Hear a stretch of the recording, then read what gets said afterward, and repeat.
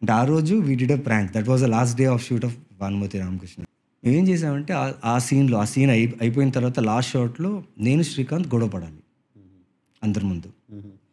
నేను short okay, I think I'm done with my shoot, నేను వెళ్ళాలి బాయ్ అని. అదేంటి నేను ఓకే చెప్పాలి కదా షార్ట్. ఎవరు? శ్రీకాంత్. ఎంత పెద్ద యాక్టర్ అయితే ఏంటి, నవీన్ చంద్ర అయితే ఏంటి, నేను డైరెక్టర్ కదా ఏమనుకుంటారని ప్యాడ్ పడేసి వెళ్ళిపోయాడు. నేను యశ్వంత్ మా ప్రొడ్యూసర్ పాపం తనకు తెలీదు, మాట్లాడుకుంది. ఏంటి బ్రో ఫస్ట్ టైం డైరెక్టర్ అయినా ఏంటి తెలీదా బ్రో, ఒక యాక్టర్తో ఎలా బ్రో టెన్షన్లో బ్రో. లేదు బ్రో అలా ఎలా నేను ఉండను బ్రో, ఇంకో షార్ట్ కావాలంటే కూడా నేను చేయను, సారీ మా మేకప్ మ్యాన్ అంత సీరియస్గా చేస్తాం.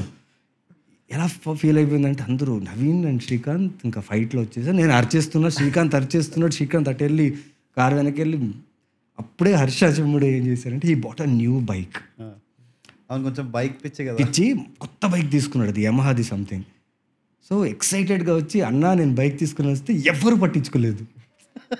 బికాజ్ నేను Srikanth serious with the prank so much that Saloni నుంచి యశ్వంత్ నుంచి ఆర్ ఫ్రెండ్స్ ఆర్ టీం అందరూ ఇంకా అయిపోయిందిరా ఏంట్రా ఇది, నవీన్ డబ్బింగ్కి రాడు, ప్రమోషన్కి రాడు.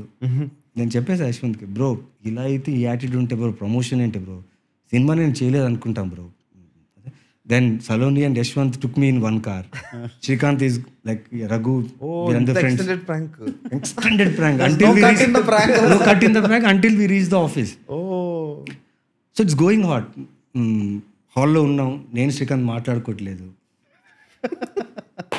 అంటే యశ్వంత్కి, సలోనికి, హర్షకి ఏంటంటే అరే బైక్ తెచ్చాను రా కొత్త బైక్, మళ్ళీ ఆ బైక్ తీసుకొని వచ్చారు ఆఫీస్ దగ్గరికి. No one noticed.